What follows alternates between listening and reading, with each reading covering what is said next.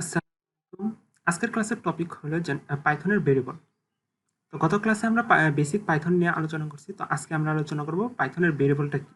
তো ভেরিয়েবল হলো এমন একটা চলক যেটার মধ্যে আপনি বিভিন্ন জিনিস রাখতে পারবেন। যেরকম আপনি একটা স্ট্রিং বা ইনপুটের কিছু ডাটা বা যা কিছু আপনি এখানে রাখতে পারবেন। এটা হলো মেমোরিতে টেম্পোরারি রাখলেন, তো ওইখান থেকে আপনি ইউজ করতে পারবেন।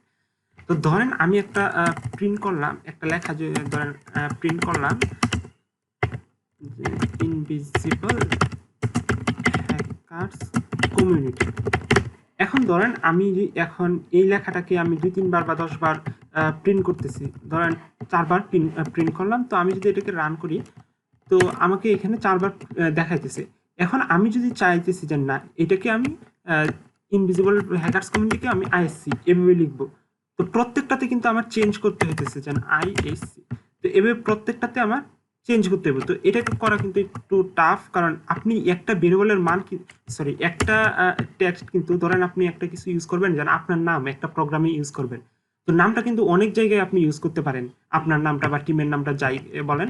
তো সেগুলো কিন্তু অনেক ক্ষেত্রে ইউজ করতে পারেন। তো আপনি যদি চান না আপনি এটাকে এডিট করবেন, সেক্ষেত্রে কিন্তু প্রতিবার আপনাকে এডিট করতে হবে। তো আমরা যদি এটা না করি, আমরা যদি এটাকে একটা ভেরিয়েবলের মধ্যে রেখে দেই, ধরেন আমি একটা নেম নামে একটা ভেরিয়েবল রাখলাম। তো এই ভেরিয়েবলের মধ্যে আমি আইএসসি লেখাটুকুকে রেখে দিছি। তো এখন আমি যদি শুধুমাত্র এখানে নেম এই ভেরিয়েবলটাকে কল করি, তো অবশ্যই ভেরিয়েবল কল করার নিয়ম আপনাদের আগেও বলছি যে ভেরিয়েবল কল যখন করবেন, তখন আপনারা ইনভার্টেড কমা ইউজ করবেন না। ইনভার্টেড কমা ইউজ করবেন শুধুমাত্র স্ট্রিং এর ক্ষেত্রে। এখন ভেরিয়েবল আমি যদি এখানে দিই নেম,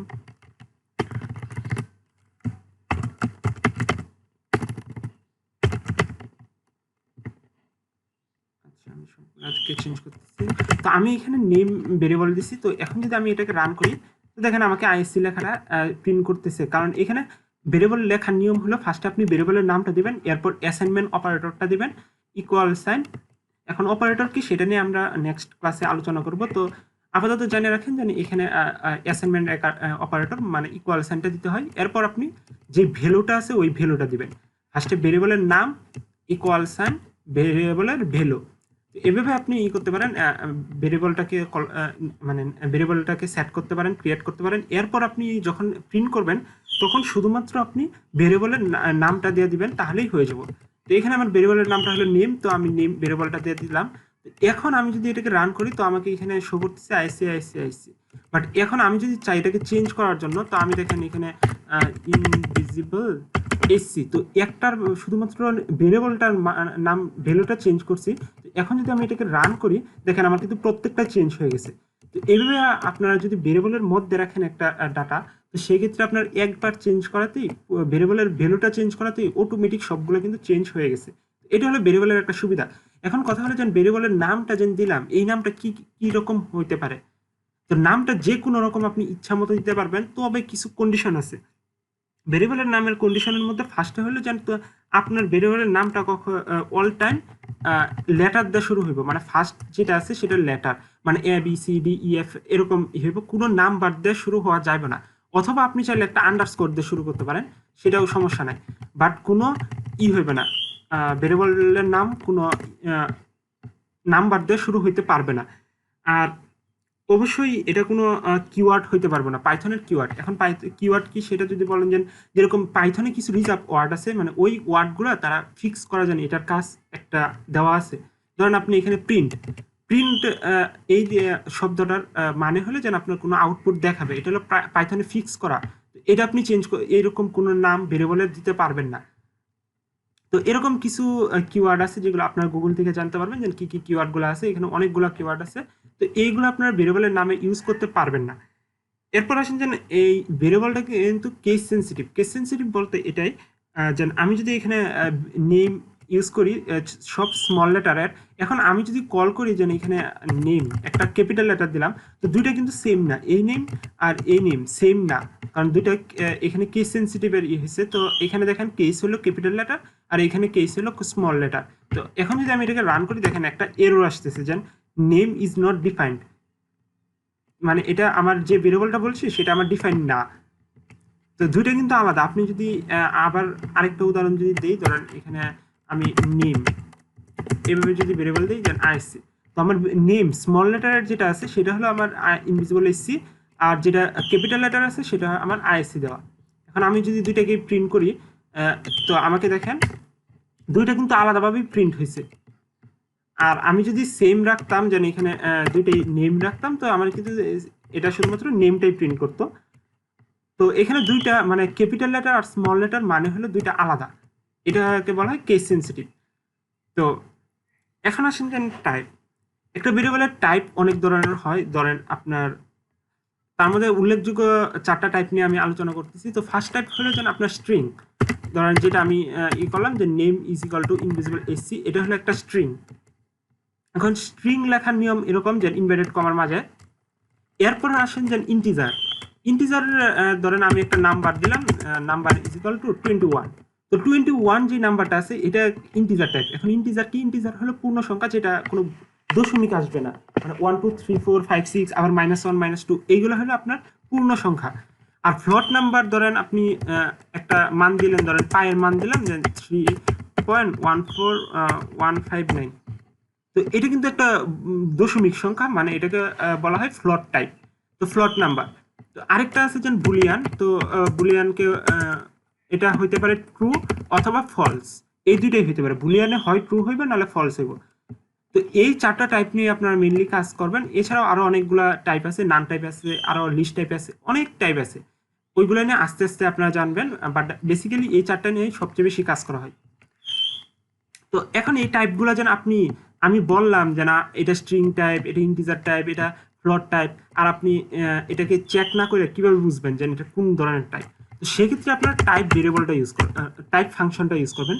তো আমি যদি টাইপ দেওয়ার পর এখন ধরেন পাই এই ভেরিয়েবলের টাইপটা আমি জানতে চাইতেছি যে এইটা টাইপটা কি। তো আমি এই টাইপটাকে প্রিন্ট করব, তো প্রিন্ট ফাংশন ইউজ করলাম। তো আমি যদি এখন এটাকে রান করি, তো দেখেন আমাকে এখানে টাইপটা বলে দিতেছে ফ্লট, মানে আমার যে পায়ের ভেরিয়েবলটা আছে সেটার মান হলো ফ্লট। এখন আপনি এক এক করে সবগুলো দেখতে পারেন যে নাম্বারের আমি যদি দেখতে চাই সেক্ষেত্রে আমাকে শো করতেছে যে এটা হলো ইন্টিজার। এখন আমি যদি এটাকে আরেকটা বুলিয়ানটা দিতে চাই, বুল ভেরিয়েবল, তাহলে আমাকে এখানে প্রিন্ট করতেছে যে এটা বুল মানে বুলিয়ান টাইপ। তো এভাবে আপনি 4টা টাইপের টাইপগুলো দেখতে পারবেন। এখন কথা আসে যে আপনি যদি চান যে একটা সংখ্যাকে টাইপটা চেঞ্জ করতে চাইতেছেন, ধরেন আপনি 21কে, এটাকে ইন্টিজার আছে, আপনি চাইলে স্ট্রিং এ নিতে চাইতেছেন বা স্ট্রিংকে ইন্টিজারে নিতে চাইতেছেন, তো সেক্ষেত্রে কি করবেন? সেক্ষেত্রে আপনি টাইপ কাস্টিং করতে পারেন। তো টাইপ কাস্টিংটা হলো যে একটা টাইপ থেকে আরেকটা টাইপে চেঞ্জ করা। তো ধরেন আমি এই 21টাকে আমি স্ট্রিং এ নিব, তো নাম্বারটাকে স্ট্রিং এ নেওয়ার জন্য আমি ধরেন এটাকে নাম্বার 2 বা নাম্বার স্ট্রিং এরকম একটা ভেরিয়েবলের নাম দিলাম। তো আমি এটাকে চেঞ্জ করে এই ভেরিয়েবলের মধ্যে রাখবো। তো সর্বপ্রথম আমি যেহেতু এটাকে স্ট্রিং এ কনভার্ট করবো, তো আমি স্ট্রিং ফাংশনটা ইউজ করবো। তো স্ট্রিং ফাংশনের ভিতর আপনি দিয়ে দিবেন যে আপনি কোনটাকে ইউজ করতে চান। তো আমি যেহেতু নাম্বারটাকে স্ট্রিং এ নিতে চাই, তো আমি নাম্বার ভেরিয়েবলটাকে স্ট্রিং ফাংশনের মধ্যে রাখবো। তো এখন আমার নাম্বারটা কিন্তু এই নাম্বার ভেরিয়েবলটাকে স্ট্রিং করে এখন সে নাম্বার স্ট্রিং নামের ভেরিয়েবলের মধ্যে রাখছে। এখন আপনি যদি এটাকে টেস্ট করতে চান যে এটা টাইপ কি, তো আপনি যদি এখন টাইপটা টেস্ট করি, তো এখন দেখেন আমার কিন্তু রেজাল্ট আসছে যে স্ট্রিং, কিন্তু সেটা কিন্তু আগে ছিল একটা ইন্টিজার। আমি আগেই দেখাইছি যে এটা টাইপ হলো ইন্টিজার, বাট এখন এটা স্ট্রিং আকারে আসছে। তো এভাবে আপনারা টাইপ কাস্টিং করতে পারেন। তো এটা হলো স্ট্রিং এরটা দেখালাম যে আপনি যদি কোনো কিছু থেকে স্ট্রিং এ নিতে চান। এছাড়াও আপনাদের আছে যে আপনি যদি কোনো কিছু থেকে ইন্টিজারে নিতে চান, তার জন্য আপনারা ইন্টিজার আইএনটিটা ইউজ করবেন। ফ্লটে নিতে চাইলে ফ্লটে, বুলিয়ানের জন্য বুলিয়ান। তো আমি 3টা লিখতেছি। তো স্ট্রিং আমি এখানে কমেন্ট আকারে লিখে দিতেছি যেন আপনারা এগুলা লিখবেন। তো আপনি যদি স্ট্রিং নিতে চান, তো স্ট্রিং এর জন্য আপনারা ইউজ করবেন str ফাংশন। আপনারা যদি নিতে চান, ইন্টিজারে নিতে চান, তো সেক্ষেত্রে আপনারা ইউজ করবেন ইন্টিজার ফাংশন।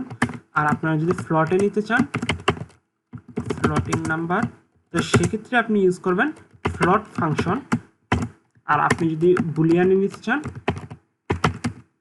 সেক্ষেত্রে আপনি ইউজ করবেন বুল ফাংশন।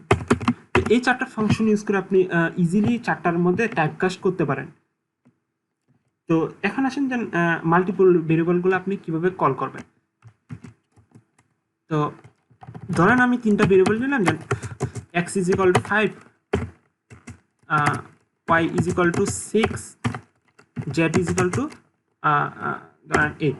তো এরকম আমি 3টা ভেরিয়েবল নিলাম, বাট আমি চাইতেছি যে মাল্টিপল ভেরিয়েবল একসাথে কল করে আমার একটু যাতে ইজিলি আমি কাজটা করতে পারি। তো সেক্ষেত্রে আপনারা কল করতে পারেন x, এখানে যেহেতু 3টা ভেরিয়েবল, তো আপনি x is equal to 5, y is equal to 6, z is equal to 8 এভাবে না লিখে আপনি ডিরেক্ট আগে ভেরিয়েবলের নামগুলো লিখবেন, x, y, z, এভাবে ভেরিয়েবলের নামগুলো লিখবেন। তো এরপর আপনি ইকুয়াল সাইন দেয়, মানে একবারে আপনি ইকুয়াল সাইন ইউজ করবেন। এরপর সিরিয়ালে আপনি এক্স এর ভ্যালু লিখবেন 5, এরপর ওয়াই এর ভ্যালু লিখবেন 6, এরপর জেড এর ভ্যারিয়েবল লিখবেন। এভাবে আপনার একসাথে মাল্টিপল ভ্যারিয়েবল কল করতে পারবেন। তো এই ছিল আপনাদের আজকের ভেরিয়েবল নিয়ে ক্লাস। তো নেক্সট ক্লাসে আমরা বিভিন্ন ধরনের পাইথনের ডাটা টাইপ নিয়ে আলোচনা করব। তো আজকেও 4টা ডাটা টাইপ নিয়ে আলোচনা করছি। তো আরও যে ডাটা টাইপগুলো আছে সেগুলো নিয়ে আমরা নেক্সট ক্লাসে আলোচনা করব।